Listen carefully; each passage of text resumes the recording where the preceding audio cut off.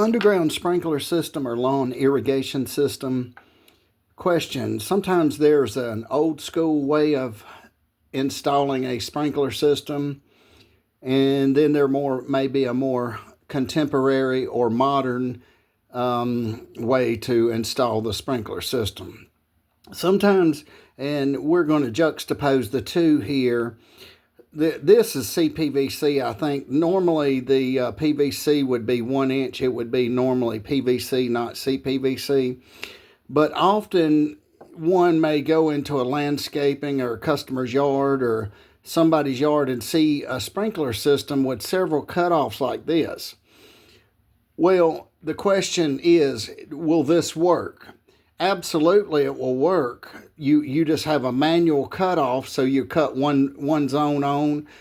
Say if you had a 4-zone system, you would cut one zone on, leave the other 3 off, so that you maintain the proper water pressure, so you don't lose water pressure. So and then you can cut this off. Just turn this, I think, 1/4 of a turn, and it'll turn it off. Now this is to the right. To the left is the more modern sprinkler system. This is a valve. So this cutoff would simulate a valve, but this valve here would replace the cutoff. Now on the main, if you wanted to put a cutoff on the main, that's fine.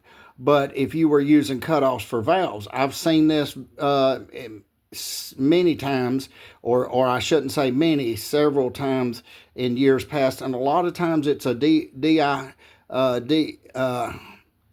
I think it's DIY, do-it-yourselfer, that normally does something like this. But the more contemporary way would be to install a valve here. The valve would have a solenoid with 2 wires on the top. One would be the common wire, one would be the hot wire.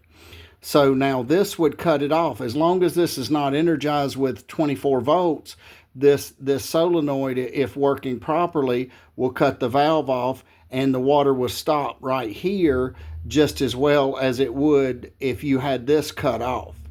Now one would say, well, this looks easier. That's all relative. It's not that one's easier. It may be a little bit quicker to install, but then down the road you have more manual labor. So this valve with the solenoid on it, with the electronics that would go to the control box, would put it on autopilot. So the control box, you could pre-program it. Say if you had 4 zones, you wanted zone 1 to come on for 5 minutes, you could set that. You say you wanted hypothetically zone 2 to come on 5 minutes, you could set that. Hypothetically, you could set zone 3 for 10, zone 4 for 10. Now this would be relative to your landscaping, how much sun you have, how much natural area, how many trees, how many not trees, is it open, is it near the house? So this is all relative when you set the box. This is the valve, not the box. Now the valve and the wiring from the valve would go to the irrigation control box. So so juxtaposing the two, this is old school method. This would be a manual sprinkler system. Yes, it might be easier than pulling a hose pipe around if it's laid out properly, but oftentimes if it's done like this, chances are on down the road there's other issues, but it's difficult to elaborate on that in a few minute video. However, this would be your autopilot way. You could run it manually from the control box via the electricity to the valve, or you could pre-program it and have it done there. So manual, electronic, irrigation control valves for sprinkler system. Or in this case, to the right, this may be a cutoff, but it may be used as a manual valve.